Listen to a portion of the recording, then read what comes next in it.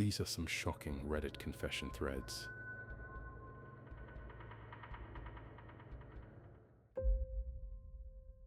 My best friend's little sister just died in front of me last night. So I'm a 21-year-old college student, and I've been working for a while on this part-time job in our local hospital that my cousin, who's a nurse there, got me, where you basically just sit and watch over patients who can't be left alone due to health reasons or physiological issues where they can't be left alone, and you just talk to them and call the nurses if they need help. Now, my best friend's little sister has always been in and out of the hospital since she's had cancer for years, and almost a month ago she came back and had to stay there since their parents can't stay away from work. I offered to stay with her all the time since it's literally my job and she's like my own little sister. And I talked to my boss and he was fine with it, and he appreciated me caring about her. And I stayed with her for the whole month. Sometimes I'd work night shifts or mornings, and it honestly hurted me so much seeing her suffer like that. Yesterday I had a 12-night shift with her, and she was sleeping and I was doing homework. Then suddenly she started violently shaking. So I went and called the nurses as fast as I could, but they couldn't save her. She died literally in front of me right there. It was 4:20 something in the morning, and I was the one that called her brother. He didn't answer, so I kept calling until he did. I still don't believe it. Her funeral is tomorrow, and I still don't believe she's dead. Like F-man.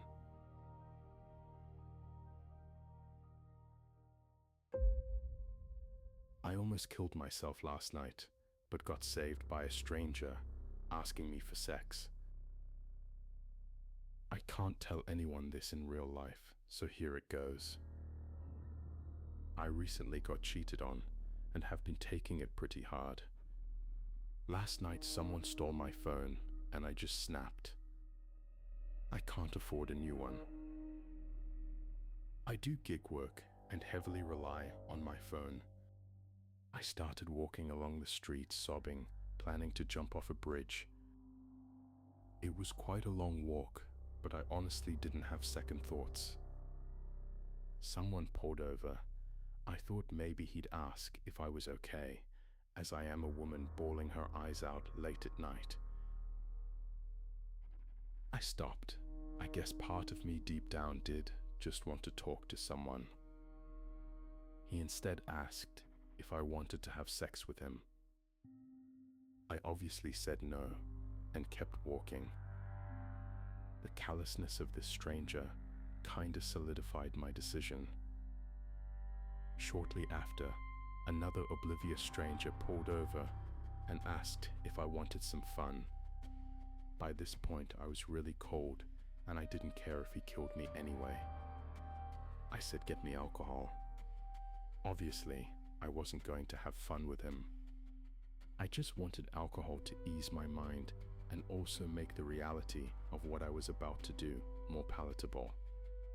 Also, hopefully, he could drive me to the bridge because it was really fucking cold. Turns out, there were no stores that sold alcohol open. I ended up being honest with him about my intentions. He was telling me I'm so young, have so much to live for, yada yada. He almost did end up dropping me off at the bridge, but he decided against it, I guess. So we drove around aimlessly for hours. I kept asking him to drop me off at the bridge, and he kept declining.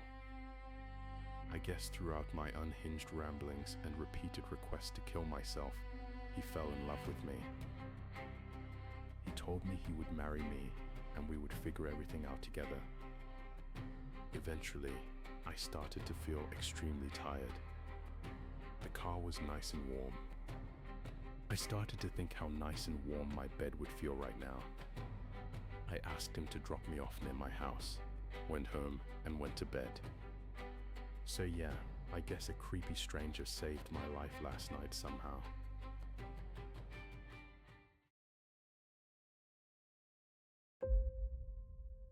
I watched my mom die while pretending I was asleep.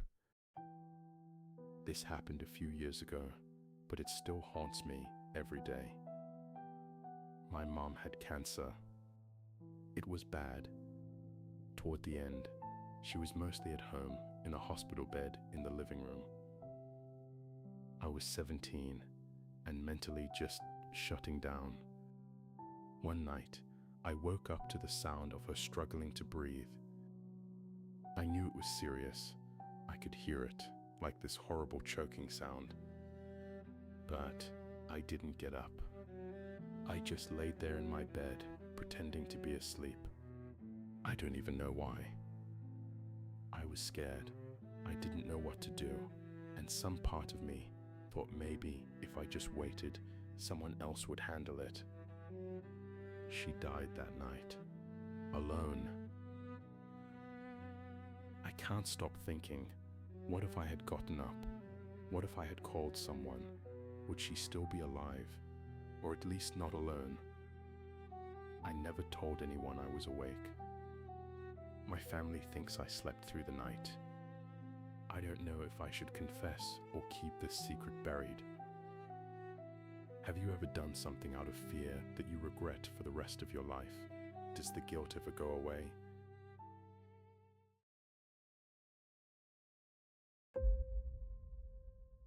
I've been giving my boomer parents a taste of their own medicine in old age. I had the classic boomer parents. They think they crushed it as parents because they provided for us. But they had the typical -50 boomer emotional intelligence. My dad was verbally abusive. He hit and criticized us. He worked constantly, either at his job or on the house. Some of his absences were also a years-long workplace affair. Time together tended to focus on his interests, and we were just getting dragged along. There wasn't any thought about what was a good activity for the family. My mom has always co-signed and excused my dad's bad behavior. She's also been pretty emotionally manipulative and dismissive of my feelings. Now I'm a mother. I came to parenthood late, so I have a young son and older parents. It's a lot, and I have a more challenging kiddo who requires a lot from me. Honestly, he requires the kind of support my brother and I needed as kids, but we would have been yelled at, shamed, and slapped instead. At a certain point, I realized that I was being pretty short with my parents. I was treating them like an irritating nuisance, and I wasn't spending as much time with them as I should. We live less than an hour apart. My mom has some serious health stuff going on. I felt guilty for a second, and then it clicked. The roles have been reversed.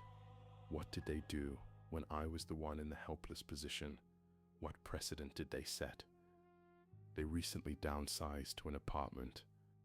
My mom was feeling sorry for herself because they told her she couldn't hang her 17 wind chimes on the patio right next to her neighbor's bedroom window.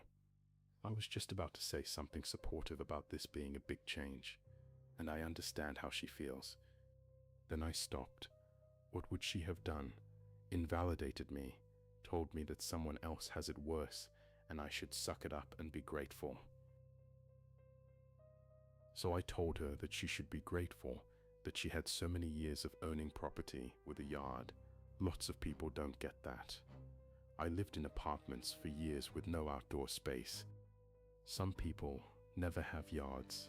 She should be grateful for the decades of wind chime hanging she did have. She got quiet, and I'm not going to lie. I enjoyed that quiet. It's the quiet of someone who has just been told that their feelings don't matter. I know it well. My feelings were always wrong and stupid too.